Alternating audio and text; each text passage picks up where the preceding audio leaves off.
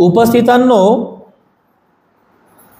प्राचीन बौद्ध राजांचा इतिहास या विषयाच्या अंतर्गत आपण सध्या प्रवचन मालिका पाहत आहोत आणि या प्रवचन मालिकेच्या अंतर्गत आतापर्यंत आपण बौद्ध इतिहासातील जे काही राजे होऊन गेले, बौद्ध राजे होऊन गेले, त्या बौद्ध राजांचा इतिहास आतापर्यंत आपण बघितलेला आहे। यापैकी राजा बिंबिसाराचा इतिहास पाहिला। बिंबिसाराचा मुलगा राजा अजातशत्रू याचा इतिहास पाहिला। त्यानंतर बौद्ध धर्माला जागतिक स्तरावर घेऊन जाणारा सम्राट अशोक त्याचाही इतिहास पाहिला। अशा प्रकारे बौद्ध धर्माला स्तरावर घेऊन जाण्यामध्ये ज्याप्रमाणे सम्राट अशोक याचा सिंहाचा वाटा आहे, अगदी त्याचप्रमाणे सम्राट अशोकाच्या नंतर सुद्धा या भारत देशामध्ये असा एक राजा होऊन गेला की ज्या राजाने अगदी सम्राट अशोकाप्रमाणेच या बौद्ध धर्माला जागतिक स्तरावर नेऊन ठेवलं। बौद्ध धर्माचा जागतिक लेवलला प्रचार आणि प्रसार केला, म्हणून त्याला बौद्ध इतिहासामध्ये फक्त राजाच म्हणत नाही तर त्याचा उल्लेख सम्राट असं करतात। त्याचं नाव आहे सम्राट कनिष्क। राजा म्हटल्या जात नाही, ज्याप्रमाणे आपण राजा अशोक म्हणतो का, नाही। राजा अशोक अर्थात अशोकाचा उल्लेख आपण सम्राट अशोक करतो। अगदी त्याप्रमाणे हा जो कनिष्क राजा होऊन गेला बौद्ध धर्माच्या इतिहासामध्ये, याचाही उल्लेख बौद्ध इतिहासामध्ये राजा कनिष्क असं केला जात नाही। काय करतात उल्लेख? सम्राट कनिष्क। सम्राट कनिष्क की ज्याने बौद्ध धर्माला जागतिक स्तरावर नेऊन ठेवलं, असा हा सम्राट कनिष्क, हा राजा, हा सम्राट या भारत देशामध्ये होऊन गेला। आजच्या धम्मदेशनेमध्ये हा जो सम्राट कनिष्क आहे याचा इतिहास आपण पाहणार आहोत। आपण आतापर्यंत बिंबिसाराचा, अजातशत्रूचा, सम्राट अशोकाचा इतिहास पाहिला।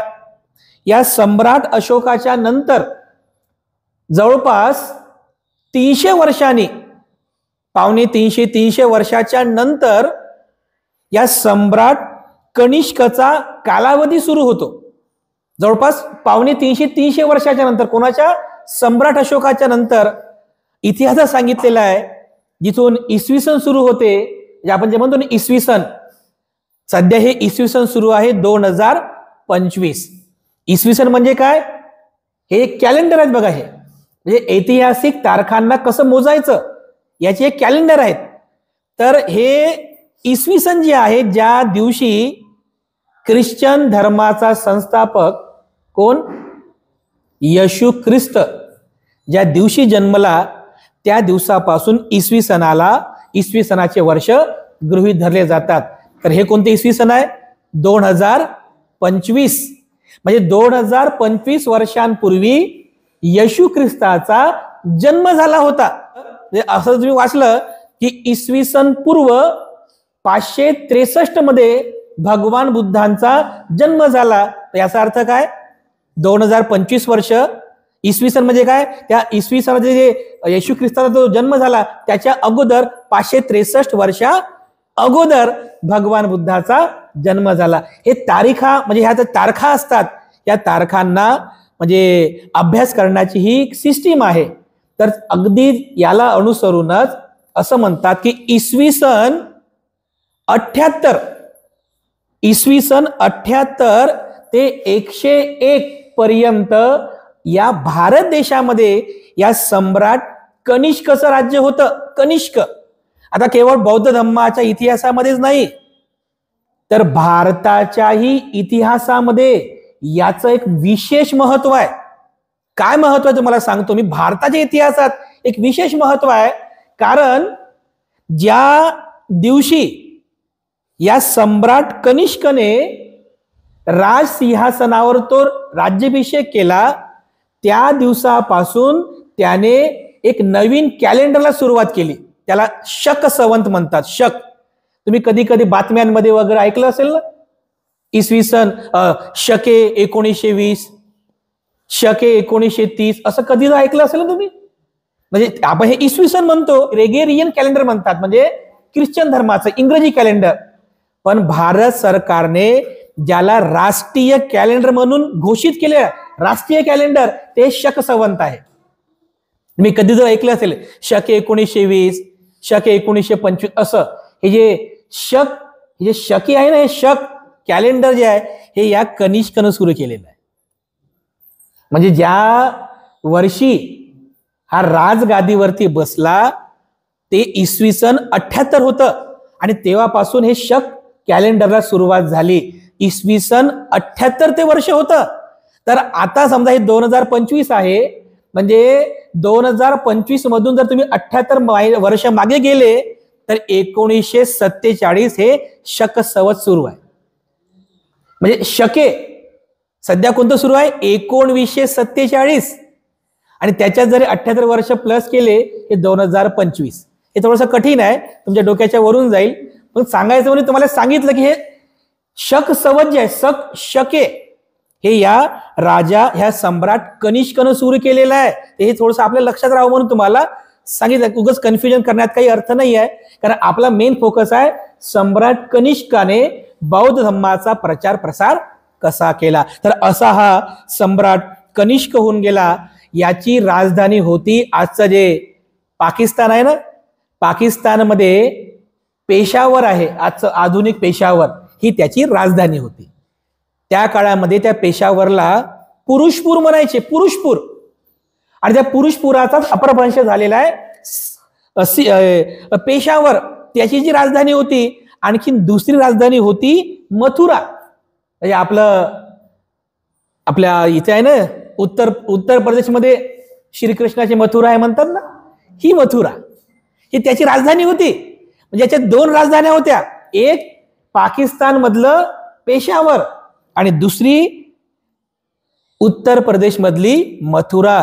म्हणजे याच्यावरून तुमच्या लक्षात हे येईल की कुठं ते पाकिस्तानचं ते पुरुषपूर, ते कुठं ते पाकिस्तानचं पेशावर, आणि कुठं उत्तर प्रदेशचं मथुरा. म्हणजे तिथून ते इथपर्यंत असं एक छत्री राज्य होतं, एक छत्री राज्य. म्हणजे हा एकमेव असा राजा होता त्यावेळेस. म्हणजे त्या अफगाणिस्तानापासून, अफगाणिस्तान, पाकिस्तान, जम्मू काश्मीर, हरियाणा, दिल्ली, उत्तर प्रदेश, मथुरा, पाटलीपुत्र पर्यंत याचं एक छत्री राज्य होतं, एक छत्री राज्य. हे तुम्हाला यासाठी सांगायचं आहे मला, कारण जसं सम्राट अशोकाचं या भारत देशामध्ये एक छत्री राज्य होतं आहे ना, एक छत्री म्हणजे एकमेव हा राजा होता, अगदी त्याप्रमाणे हा जो कनिष्क सम्राट होऊन गेला, याचं सुद्धा भव्य दिव्य राज्य या भारत देशामध्ये होतं. तर अशा प्रकारे हा एक पहिला विदेशी राजा होता, विदेशी राजा की ज्याने बौद्ध धम्माचा स्वीकार केला, पहिला विदेशी राजा. म्हणजे हा मूळ भारताचा नव्हता, हा तिकडे अफगाणिस्तानच्या पुढे तिकडे युनान वगैरे जो प्रदेश आहे तिकडून आला होता. असं फिरत फिरत फिरत युद्ध करत करत करत मग तो इकडे पाकिस्तानमध्ये आला. हा पहिला विदेशी राजा आहे कनिष्क की ज्याने बौद्ध धम्माचा स्वीकार केला, पण बौद्ध धम्म महायानी संप्रदायाचा स्वीकार केला. आणि याच्यामुळेच बघा आज जे आपण तिकडे जम्मू काश्मीर मध्ये जे पाहतो ना, लेह, लद्दाख, ते ना दलाई लामा वगैरे, ते तिकडे भरपूर असं बघा लामा आहे ना, लेह, लद्दाख या प्रदेशामध्ये आज जो आपण बौद्ध धर्म पाहतो ना, हे त्या कनिष्कामुळे आहे. किंवा बघा मागे तिकडे अफगाणिस्तानमध्ये त्या तालिबानी लोकांनी बुद्ध मूर्त्या तोडल्या.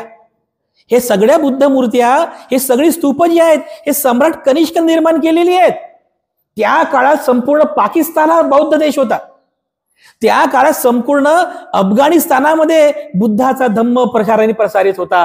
त्या काळात जम्मू काश्मीर असेल, दिल्ली असेल, हरियाणा असेल, या सगळ्या पट्ट्यामध्ये केवळ सम्राट कनिष्कामुळे पूर्ण त्या उत्तर भारताच्या प्रदेशामध्ये बौद्ध धम्माचा प्रचार झाला होता.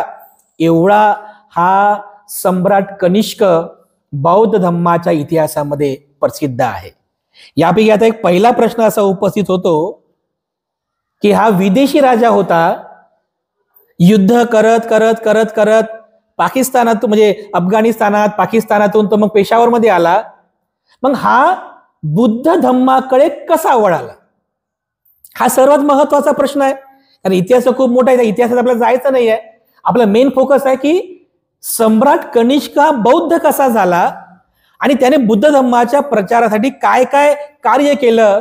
तर इतिहासामध्ये सांगितलेलं आहे हा जो सम्राट कनिष्क आहे हा बौद्ध धम्माकडे कसा वळाला, याची 2 ऐतिहासिक कारण सांगितली जातात. 2 हे दोन्ही कारण मी तुम्हाला सांगतो. पहिलं जे कारण सांगण्यात येते, पहिलं जे कारण आहे की सम्राट कनिष्क बौद्ध धम्माकडे कसा वळाला, त्याचं पहिलं कारण असं सांगण्यात येते की जेव्हा हा सम्राट कनिष्क शिकाराच्या निमित्ताने जेव्हा जंगलामध्ये गेला तर त्याला जंगलामध्ये एक पांढरा ससा दिसला.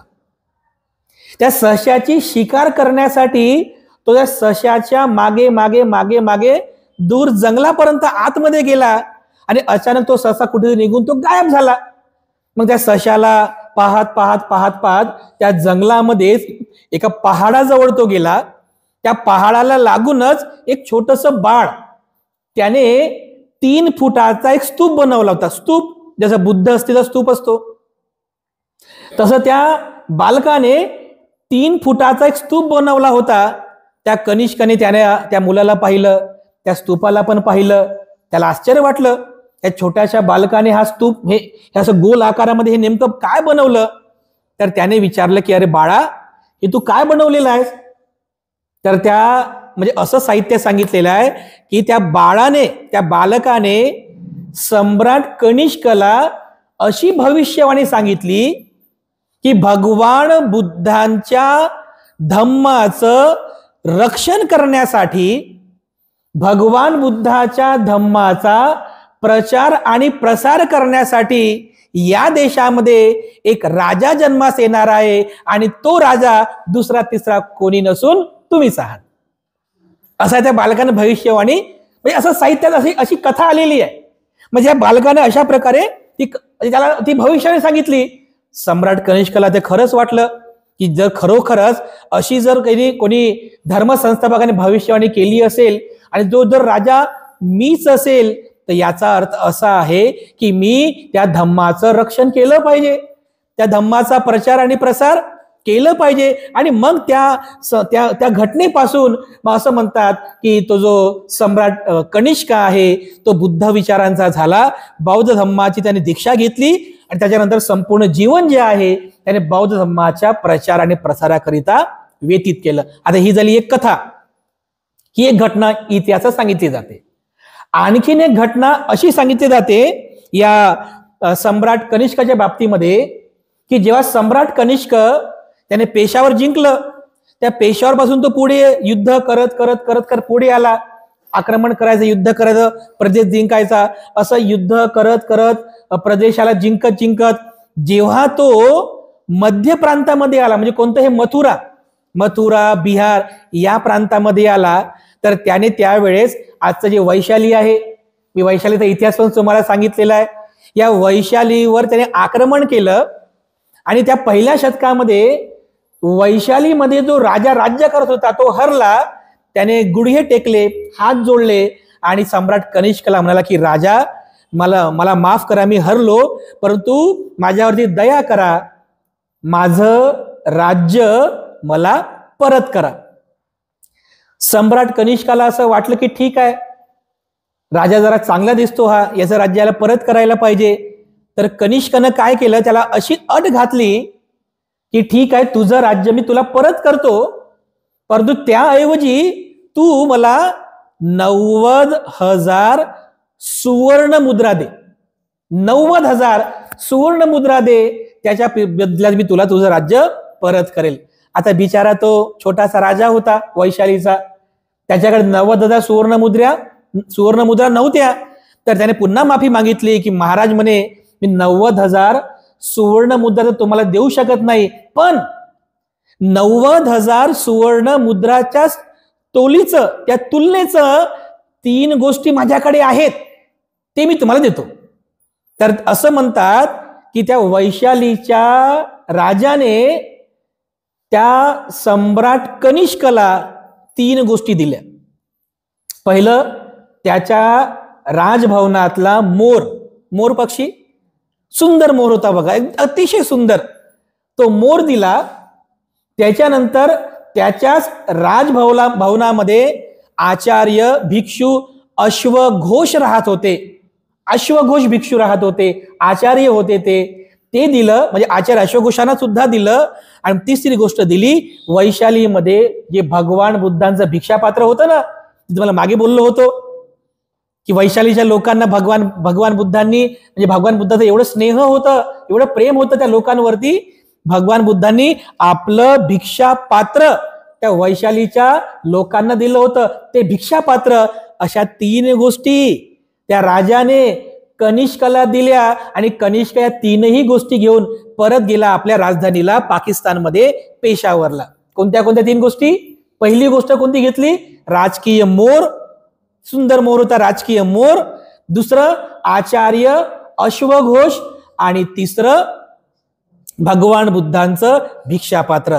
तो परत या 3ही गोष्टी घेऊन तो परत पेशावरला गेला. आणि बघा, ते अश्वघोष जे होते ते भिक्षू होते ना, जरी ते महायान संप्रदायाचे होते पण ते भिक्षू होते. तर भिक्षूंच्या सहवासामध्ये जर कोणी व्यक्ती गेला, आपोआपच त्याच्यावरती बुद्ध विचारांचा पगडा पडतो, प्रभाव पडतो.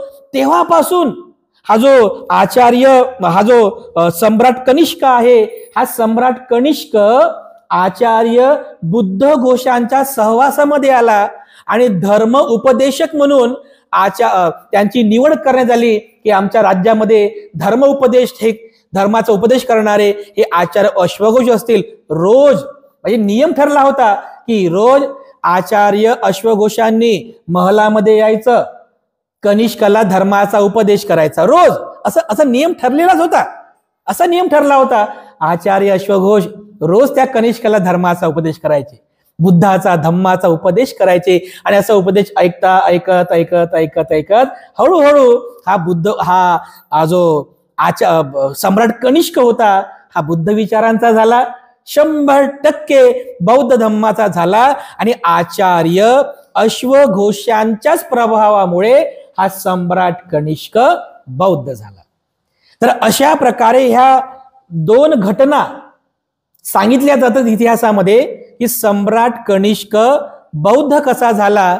तर या दोन्ही घटनांचं आपल्याला अवलोकन असावं, याची माहिती असावी. तर आचार्य अश्वघोष की ज्यांच्यामुळे हा सम्राट कनिष्क बौद्ध धम्माचा झाला, ज्याप्रमाणे सम्राट अशोकाने मोगली पुत्र तिस्स यांच्या हाताखाली राहून बुद्ध धम्माचा अभ्यास केला, उपोसताचा अभ्यास केला होता, अगदी त्याप्रमाणे सम्राट कनिष्कने आचार्य अश्वघोषांच्या मार्गदर्शनामध्ये बुद्ध धम्माचा अभ्यास केला.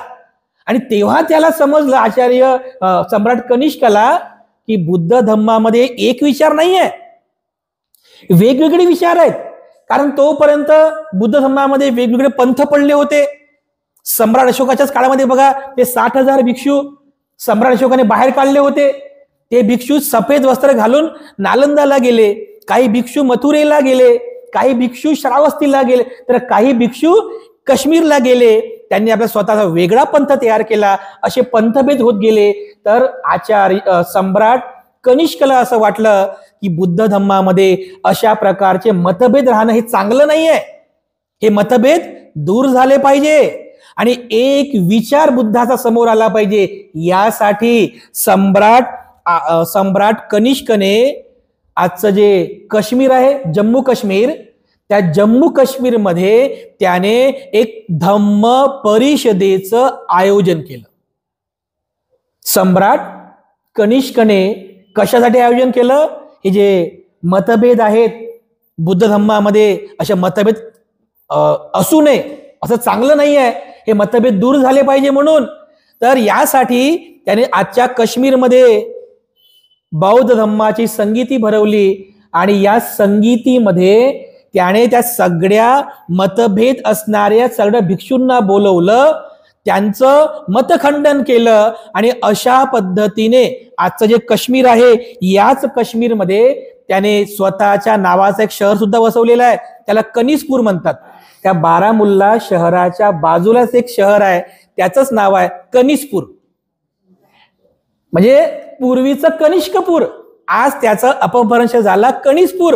हे शहर जे काश्मीर मधलं, हे या सम्राट कनिष्कने त्या ठिकाणी बसवलेलं आहे कनिष्कपूर. या कनिष्कपूरमध्ये त्याने बौद्ध धर्माची ही संगीती भरवली आणि या संगीतीमध्ये असं म्हणतात की संपूर्ण भारत देशातून 500 विद्वान भिक्षूला त्याने निमंत्रित केलं आणि या संगीतीचे अध्यक्ष होते भिक्षू अश्वघोष, म्हणजे हे आचार्य अश्वघोष.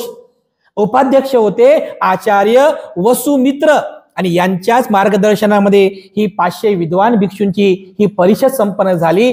याच परिषदेला भारताच्या इतिहासामध्ये बौद्ध धम्माची चौथी धम्म संगीती असं म्हणतात. मी धम्म संगीतीचा इतिहास तुम्हाला सांगितलेला आहे. पहिली धम्म संगीती राजगीरमध्ये झाली, दुसरी धम्म संगीती वैशालीमध्ये झाली, तिसरी धम्म संगीती पटना सम्राट अशोकाच्या काळात पाटलीपुत्र म्हणजे पटनामध्ये झाली आणि चौथी धम्म संगीती जी आहे भारताच्या इतिहासात सांगितलेलं आहे, ही जी आचार्य अश्वघोष आणि वसुमित्र यांच्या मार्गदर्शनामध्ये सम्राट कनिष्कने जी परिषद भरवलेली आहे त्याला बौद्ध धम्माची चौथी परिषद म्हणतात. तर ही जी परिषद आहे ही परिषद म्हणजे थेरवादी भिक्षूंची नव्हती, ही परिषद होती महायानी भिक्षूंची. म्हणजे जे दोन पंथ पडले होते, थेरवाद म्हणजे कोणता, म्हणजे आम्ही म्हणजे बुद्धाच्या मूळ तत्वाला जाणणारे, मूळ तत्वाचं आचरण करणारे, त्याला म्हणतात थेरवादी भिक्षू किंवा स्थविरवादी भिक्षू. पण जे भिक्षू संघातून बाहेर निघून गेले त्यांना म्हणतात महायानी भिक्षू किंवा सुधारणावादी भिक्षू. तर या संघातून दुसरा गट किंवा दुसरा संप्रदाय जो तयार झाला त्या महायानी भिक्षूंची ही परिषद होती. म्हणजे सम्राट कनिष्क हा महायानी विचारधारेचा होता. तेव्हापासून बघा, आजही बघा काश्मीरमध्ये तुम्हाला आमच्यासारखे भिक्षू कमी दिसतील, पण ते लेह लद्दाखला ते दलाई लामाचेच लामा जास्त दिसतात. हे तेव्हापासूनच आहे. तेव्हापासून या महायानी संप्रदायाचा त्या ठिकाणी प्रभाव आहे बघा. तर या परिषदेमध्ये ते जे म्हणजे हे जे होते या परिषदेमध्ये असं म्हटलेलं आहे की ही जी परिषद झाली या परिषदेमध्ये आचार्य अश्वघोषांनी त्या परिषदेला संबोधित केलं आणि काही ग्रंथांची निर्मिती केली.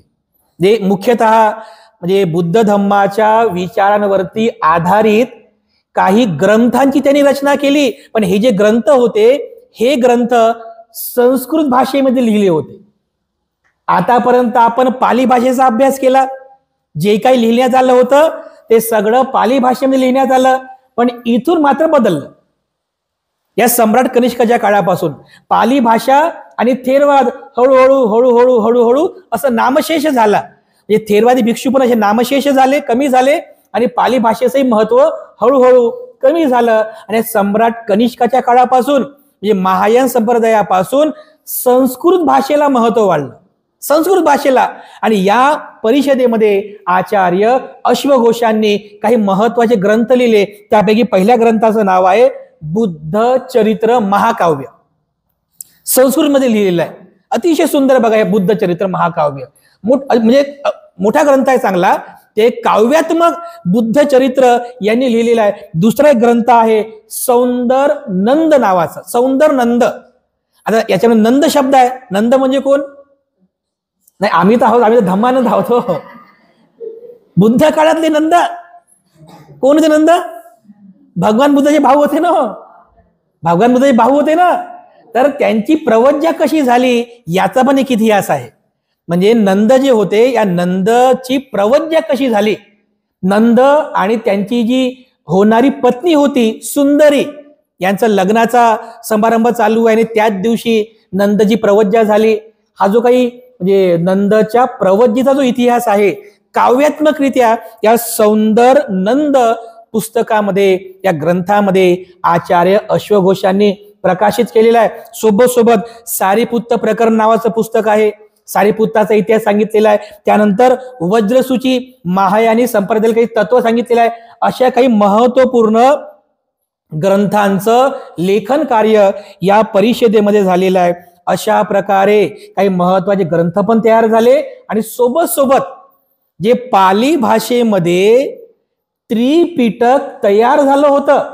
मी मागे तुम्हाला सांगितलं पाली भाषेतलं त्रिपिटक, याच त्रिपिटकावरती संस्कृत भाषेमध्ये नवीन त्रिपिटक तयार झालं. संस्कृत भाषेमध्ये तर असं म्हटलेलं आहे की जे सुत्तपिटक आहे पाली भाषेतलं, त्या सुत्तपिटकावरती 1,00,000 श्लोकांची रचना केली या परिषदेमध्ये. किती? 1,00,000. जे विनयपिटक होतं पाली भाषेतलं त्याच्यावरती पुन्हा 1,00,000 श्लोकांची निर्मिती केली. आणि जे अभिधम्म पिटक होतं त्याच्यावर सुद्धा 1,00,000 श्लोकांची म्हणजे काव्य रचले. अशा प्रकारे पहिल्यांदा पाली भाषेतील त्रिपिटकाच्या नंतर संस्कृत भाषेमध्ये त्रिपिटक तयार झालं बघा. अशा प्रकारे हळूहळू याच काळामध्ये मिलिंद प्रश्न सुद्धा ग्रंथ लिहिण्यात आलेला. असं म्हणतात मिलिंद प्रश्न सुद्धा संस्कृत भाषेमध्ये लिहिण्यात आला होता.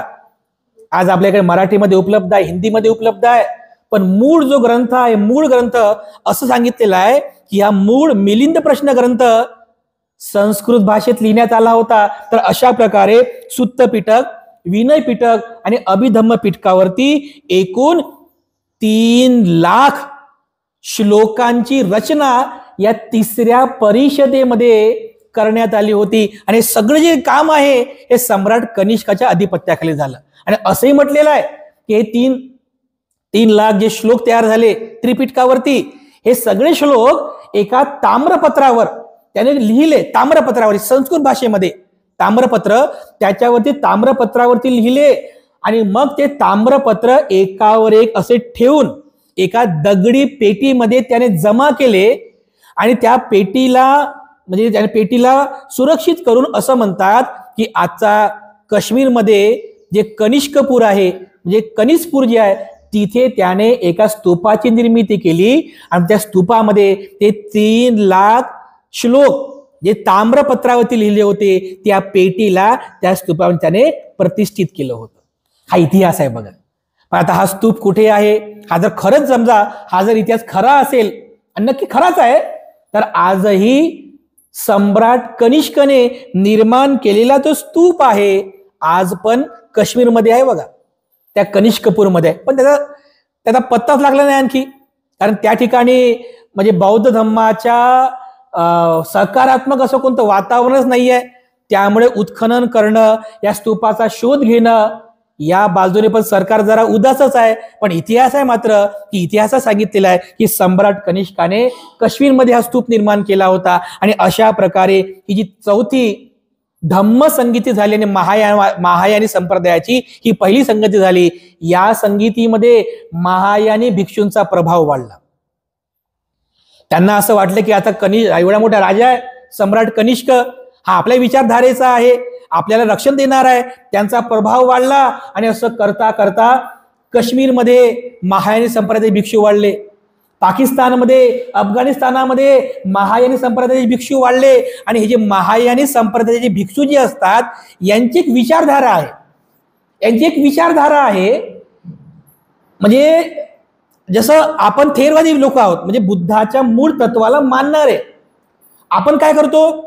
आपण आर्य अष्टांगिक मार्गाचं आचरण करतो आणि त्या आर्य अष्टांगिक मार्गाचं आचरण करत करत करत करत करत करत त्या निर्वाण मार्गाने मग श्रोतापन्न, सकृदागामी, अनागामी आणि अरहंत म्हणजे दुःखमुक्त होतो.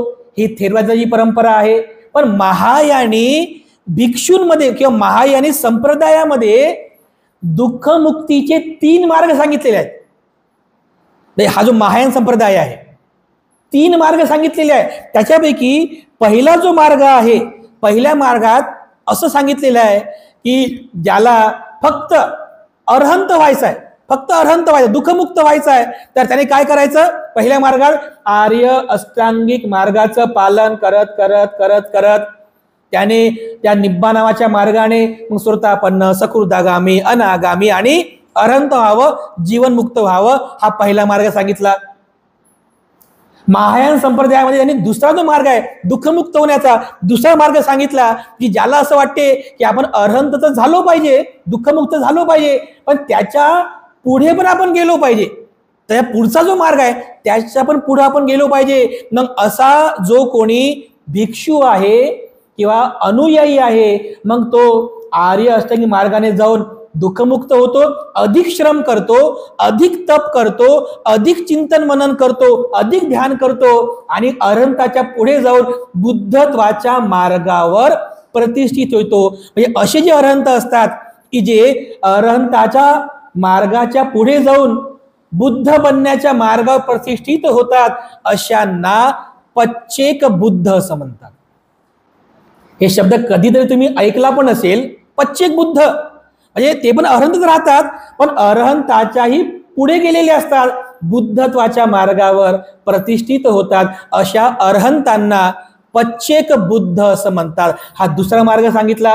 त्यानंतर तिसरा मार्ग सांगितलेला आहे की असे काही भिक्षू असतात की मग ते अरहंत पण होतात, अरहंताच्या आणखी श्रम करून ते पच्चेक बुद्ध होतात, आणखीन ध्यान मनन चिंतन करून या सगळ्या जनतेप्रती अनंत करुणा उत्पन्न करतात, अनंत मैत्री उत्पन्न करतात. त्या सगळ्या जनतेचे ते म्हणजे कल्याणकर्ते ठरतात, मार्गदर्शक ठरतात, म्हणजे ते सर्वांसाठी बुद्ध होतात. तर बुद्ध झाले म्हणजे ते सुद्धा जीवनमुक्त झालेले आहेत. तर असे हे 3 दुःख मुक्तीचे मार्ग सांगितलेले आहेत. कोणते कोणते? पहिला अरहंत होणे, दुसरा पच्चेक बुद्ध होणे आणि तिसरा करुणावान बुद्ध होणे. तर या महायानी संप्रदायातील भिक्षूंनी अरहंत होणे किंवा पच्चेक बुद्ध होणे याच्यापेक्षा ते जे तिसरा जो दुःखमुक्तीचा मार्ग आहे म्हणजे बुद्ध होण्याचा, त्या मार्गात जास्त विश्वास ठेवला. म्हणून बघा आज त्यांच्यामध्ये म्हणजे वैदिक परंपरेप्रमाणे बघा खूप साऱ्या प्रथा परंपरा आहेत. तुम्ही जर कधी बुद्ध घ्यायला गेले ना तर ते काही लोक काही माळा जपतात. आज पण म्हणजे आज त्यांच्यामध्ये प्रथा आहे, काही लोक माळा जपतात, काही लोक मण्या जपतात, काही लोक मंत्र जप करतात, काही जण असं लोटांगण घालतात बघा लामा लोक बुद्ध घ्यायला जाऊ. हे सगळे तुम्हाला बुद्ध घ्यायला पाहायला मिळतात. म्हणजे त्या लामा लोकांचं ज्याला म्हणूया धम्माचं तप करण्याची कशी पद्धती आहे तिथे ते सगळं तुम्हाला पाहायला मिळेल. काही लामा त्या मंदिराच्या बाजूला बसून अशी माळा जपतात, अशी माळा जपतात, अशी ओम मने पद्मे होम, ओम मने पद्मे होम असं टिबेटियन मंत्र म्हणतात, ओम मनी पद्मे होम. काही एका कटोऱ्यावरती असे मनी फेकतात, ओम मनी पद्मे होम, ओम मनी पद्मे होम करतात. त्यांच्या प्रथाच बघा वेगवेगळ्या जुन्या प्रथा आहेत. त्यांना असं वाटतं की आपण विशिष्ट संकल्प केला तर येणाऱ्या बुद्धाच्या काळामध्ये आपला जन्म होईल, म्हणजे आपण पच्चेक बुद्ध म्हणून जन्म घेऊ आणि आपल्या पारमिता पूर्ण होईल आणि आपण बुद्ध हो, अशी परंपरा किंवा अशी विचारसरणी यांच्यामध्ये आहे. आणि त्यामुळे या तिसऱ्या धम्मसंगीतीपासून अशा पद्धतीने काश्मीरमध्ये महायानी भिक्षूंचा प्रभाव वाढला. तर या महायानी भिक्षूंमध्ये पण आणखीन गट पडले, आणखीन एक भिक्षूचा गट बाहेर पडला. त्या गटाला म्हणतात सर्वास्तीवाद. म्हणजे गट पडले, महायानीमध्ये आणखीन गट पडला, सर्वास्तीवाद नावाचा गट तयार झाला. त्या सर्वास्तीवादाच्या हे जे भिक्षू होते यांनी एक नवीनच विचारसरणी पुढे आणली. म्हणजे सर्वास्ती याचा अर्थ काय होतो? सर्व अस्ति, म्हणजे सर्वांचं अस्तित्व आहे. भूतकाळामध्ये पण अस्तित्व असते, वर्तमान काळात पण अस्तित्व असते, त्यानंतर भविष्य काळात पण अस्तित्व असते. अशा प्रकारे आपलं 3ही काळामध्ये अस्तित्व असते. हे अस्तित्व जाणून जे या विचारसरणीचं पालन करतात असे सर्वास्तीवादी विचारते सुद्धा भिक्षू त्या काळामध्ये होते. तर अशा प्रकारे या तिसऱ्या धम्मसंगीतीच्या नंतर सम्राट अशोकाने बुद्ध धम्मातील महायान संप्रदायाचा प्रचार आणि प्रसार केला. आणि जसं सम्राट अशोकाने स्तूप निर्माण केले, भिक्षूंच्या समित्या स्थापन केल्या, याने सुद्धा तसंच केलं. म्हणजे तिसरी संगीती झाली की त्याने सुद्धा काही भिक्षूंच्या समित्या स्थापन केल्या. काही भिक्षूंना तिकडे रोममध्ये पाठवलं, काही भिक्षूंना इटलीकडे पाठवलं, काही भिक्षूंना तर असं म्हटलेलं आहे, आजचं जे चीन आहे, म्हणजे चीनमध्ये जो बुद्धाचा धम्म गेला ना, हा अशोकाच्या काळामध्ये गेला नाही, सम्राट अशोकाच्या काळात नाही गेला, कनिष्काच्या काळातले काही भिक्षू होते. कनिष्काच्या काळातील एक काश्यप मातंग नावाचा भिक्षू कनिष्काच्या काळामध्ये चीनमध्ये गेला आणि तिथे जाऊन त्याने बुद्ध धम्माचा प्रचार केला. अशा भिक्षूंच्या समित्या स्थापन केल्या आणि संपूर्ण जगामध्ये बुद्ध धम्माचा प्रचार या सम्राट कनिष्कने केला.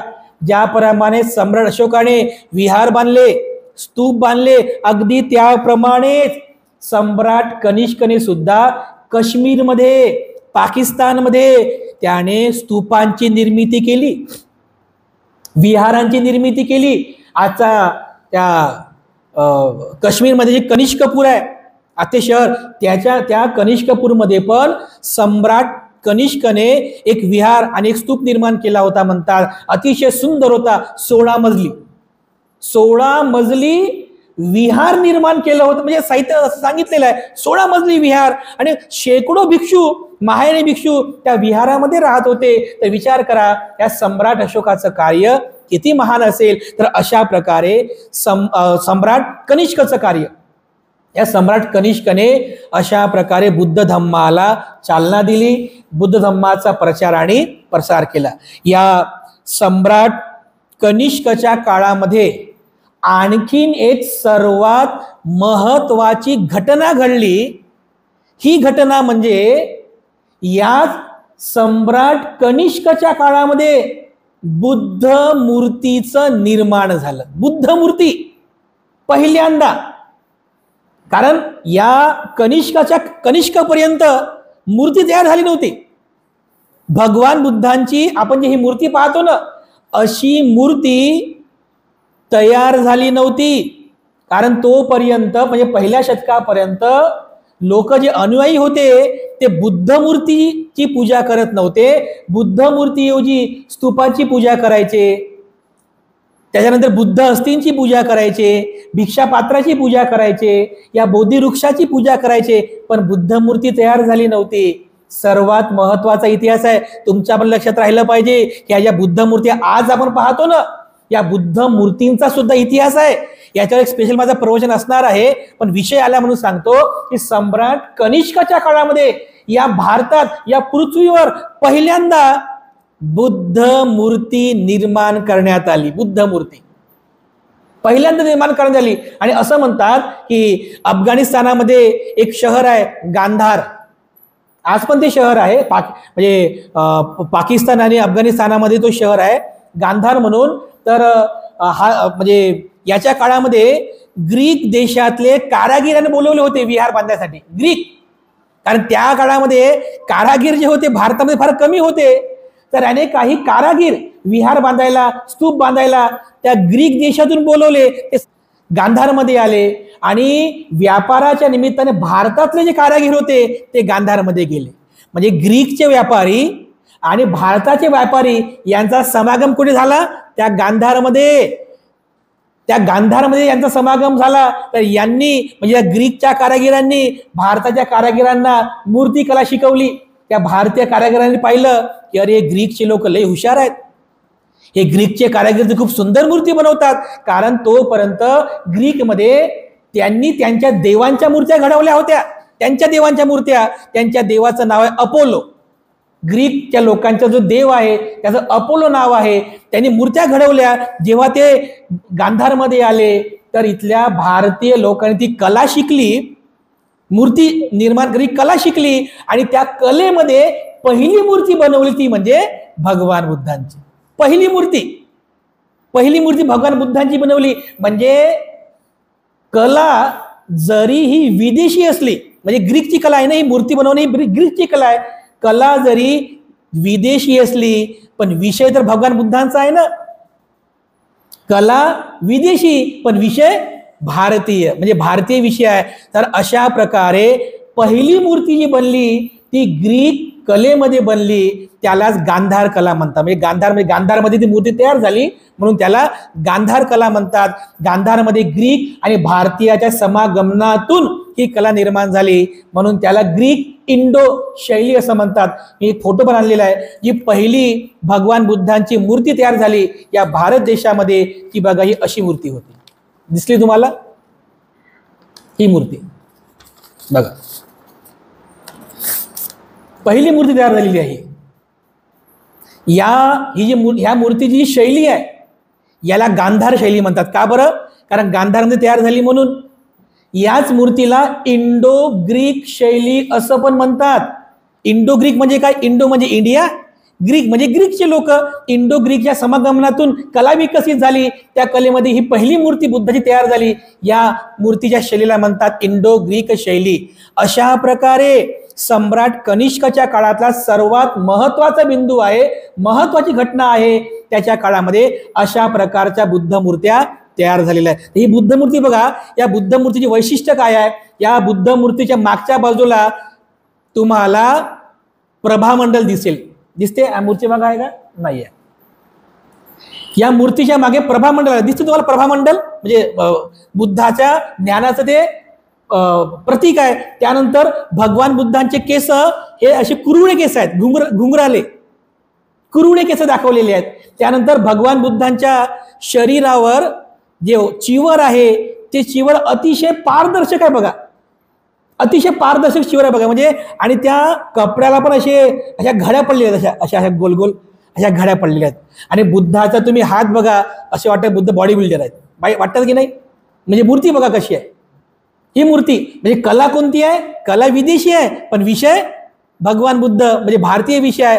तर अशी मूर्ती का तयार झाली याचं मागचं कारण हे आहे, कारण मूर्ती बनवणारे लोक हे ग्रीकचे होते आणि ग्रीक लोकांनी त्यांच्या देवाची मूर्ती, त्यांचा देव होता अपोलो नावाचा, त्या अपोलो देवाची मूर्ती जशी बनवत होते तेच डोक्यामध्ये ठेवून त्यांनी बुद्धाची मूर्ती बनवली. जसं बघा चीन मधल्या ज्या मूर्त्या असतात ना बुद्धाच्या, त्या कशा असतात? अशा बारीक डोळ्याच्या असतात ना. कारण तिथले कलाकार कसे असतात? असेच असतात. तर त्यांनी बरोबर त्यांच्या पद्धतीने मूर्ती बुद्धाची मूर्ती बनत. बरोबर आहे की नाही? बरोबर आहे की नाही? आता हे मूर्ती श्रीलंकेची आहे. आता श्रीलंकेच्या मूर्तीचा बघा चेहरा गोल दाखवलेला आहे. बरोबर आहे? कारण त्यांची ती कला आहे. किंवा थायलंडची मूर्ती बघा. थायलंडच्या मूर्ती तिची मूर्ती आहे त्या मूर्तीमध्ये नाक असं लांब दाखवलेलं आहे, डोळे तीक्ष्ण दाखवलेले आहे, कधी कधी डोक्यावरती मुकुट दाखवलेले जातात, कान लांब दाखवलेले असतात. आहे की नाही? कारण त्या देशातले लोक जे असतात त्या देशातली कला त्यांच्या कलेमध्ये मूर्तीमध्ये आपल्याला दिसून येते. तर ग्रीक लोकांचा जो देव होता अपोलो, त्या अपोलोच्या मूर्तीप्रमाणे त्यांनी बुद्धाची मूर्ती घडवली होती. हा तो अपोलो देव आहे. यालाच हरकुलिस असं म्हणतात. हरकुलिस इंग्रजी पिक्चर वगैरे त्याच्यामध्ये बनवले आहेत. म्हणजे हा जो हरकुलिस देव आहे याला स्वर्गाचा देव म्हणतात. आणि ते देव आहे ती मूर्ती आहे ती मूर्ती आहे त्या काळातली. आता काय दाखवत लागलं मला समजलं पाहिजे ना, आहे की नाही? त्या काळातली ही मूर्ती आहे बघा. तर या मूर्तीला त्यांनी आपल्या विचारामध्ये ठेवून अगदी अपोलो देवाच्या मूर्तीप्रमाणे बुद्धाच्या ही मूर्त्या त्यांनी घडवल्या. आणि म्हणून गांधार शैलीमध्ये ही पहिली बुद्धाची मूर्ती या ठिकाणी तयार झाली. आणि अशा प्रकारे आज म्हणजे बुद्ध मूर्तीचा जो इतिहास आहे, एक स्पेशल प्रवचन मी त्याच्यावरती करणार आहे. कारण बुद्धांच्या मूर्त्या ज्या तयार झाल्या त्या विविध शैलीमध्ये तयार झाल्या. त्याच्यापैकी ही एक शैली आहे गांधार शैली, दुसरी एक शैली आहे मथुरा शैली, तिसरी एक शैली आहे अमरावती शैली. म्हणजे साऊथ इंडिया आंध्र प्रदेश म्हणजे जी अमरावती आहे तिथे मूर्त्या तयार झाल्या. ह्या तीनही शैली कशा आहेत ह्या सगळ्यावरती एक धम्मदेशना विशेष रूपाने होणार आहे. अगदी फोटो दाखवून मी तुम्हाला ते सगळं समजावून सांगणार आहे. सम्राट कनिष्कच्या काळामध्ये ही पहिली बुद्ध मूर्ती तयार झाली. आणि अशा प्रकारे बुद्ध मूर्तीची पूजा करण्याची परंपरा महायानी संप्रदायामध्ये निर्माण झाली. आपण बुद्ध मूर्तीची पूजा करतो की नाही? पण आपण मूर्तीपूजक नाही आहोत. म्हणजे या मूर्तीची पूजा केल्याने याच्यात बुद्ध खुश होतील असा आपण विचार करतो का? नाही. हे फक्त बुद्धाचं रूप आहे, याच्यामध्ये बुद्ध नाही आहेत. आपण महायानी नाही आहोत, आपण स्थैर्यवादी आहोत. याच्यात बुद्ध नाही आहेत, हे फक्त बुद्धाचं रूप आहे, हे आपल्यासाठी एक आदर्श रूप आहे. पण बुद्धाच्या धम्माचं आचरण करणारे आपण लोक आहोत. पण महायानी संप्रदायाच्या लोकांनी बुद्धाला याच्या पुढे नेलं, त्याने बुद्धाला देव समजलं, बुद्ध मूर्तीची पूजा करायला सुरुवात केली. मग बुद्ध मूर्तीचा अभिषेक करणे दुधानं, तेलानं, तुपानं, बुद्ध मूर्तीला फुलं अर्पण करणे. तुम्ही आजही बघा, कधी बुद्धगयाला गेलेत ना, तिथं दलाई लामाचं टेम्पल आहे, तिथे त्या लांबा लोकांचं टेम्पल आहे, तुम्ही तिथे जाऊन बघा, तुम्हाला असं झगमग झगमग दिसेल सगळं बुद्ध मूर्तीचं. म्हणजे यांना असं वाटतं की बुद्ध म्हणजे कोणतरी अशी महान खूप मोठी देवता आहेत, ते ही सगळी परंपरा, त्यांची विचारधारा आहे बघा. तर अशा प्रकारे महायान संप्रदायांनी सम्राट कनिष्कच्या काळामध्ये पहिल्यांदा बुद्ध मूर्तीची पूजा करायला सुरुवात केली. ह्या सगळ्या घटना सम्राट कनिष्कच्या काळामध्ये घडलेल्या आहेत. आणि अशा प्रकारे यात सम्राट कनिष्कच्या काळामध्ये बुद्ध मूर्ती तयार झाली. याच सम्राट कनिष्कच्या काळामध्ये काश्मीरमध्ये, अफगाणिस्तानामध्ये, पाकिस्तानामध्ये स्तूप तयार झाले, विहार तयार झाले. आणि सोबतच सगळ्यात महत्वाचं म्हणजे काय, मी अगोदर पण सांगितलं, पाली भाषेतलं जे त्रिपिटक आहे त्या त्रिपिटकावरती त्यांनी टीका लिहिली संस्कृत भाषेमध्ये. त्याला विभाषा असं म्हणतात. त्यांच्या भाषेमध्ये विभाषा म्हणजे विशेष रूपाने त्यांनी लिहिलं संस्कृतमध्ये, म्हणून त्याला विभाषा म्हणतात. आणि ज्यांनी विभाषा लिहिली त्यांचा पण पंथ तयार झाला, त्या पंथाला वैभाषिक पंथ असं म्हणतात. हे वेगळे पंथ तयार झाले बघा. म्हणजे मूळ पंथ एकच होता तेव्हा, पण संघाचे दोन पंथ तयार झाले, एक महायान झाला आणि एक हिनयान झाला. त्या हिनयानाचे पुन्हा 12 पंथ पडले, महायानाचे पुन्हा 6 पंथ पडले. आज तागायत म्हणजे बौद्ध संघाचे संपूर्ण जगात 18 पंथ आहेत. 18. तर हे पंथांचा हा भेद आहे बघा. तुर्तास आपल्याला हे जे याचा जो इतिहास आहे, सम्राट कनिष्कचा इतिहास, हा इतिहास आपण सर्वांनी लक्षात ठेवला पाहिजे. तर अशा प्रकारे पाली त्रिपिटकाचं संस्कृतमध्ये भाषांतर झालं आणि लाखो श्लोकांची निर्मिती झाली. सम्राट कनिष्कने जीवनभरपर्यंत बौद्ध धम्माचा प्रचार प्रसार केला. त्याच्या काळात मूर्त्या तयार झाल्या. आणि सम्राट कनिष्कचा नंतर जो पुढचा त्याचा जो राजा झाला, त्याच्या वंशातला जो राजा झाला, त्याचाच मुलगा हुविष्क तो राजा झाला.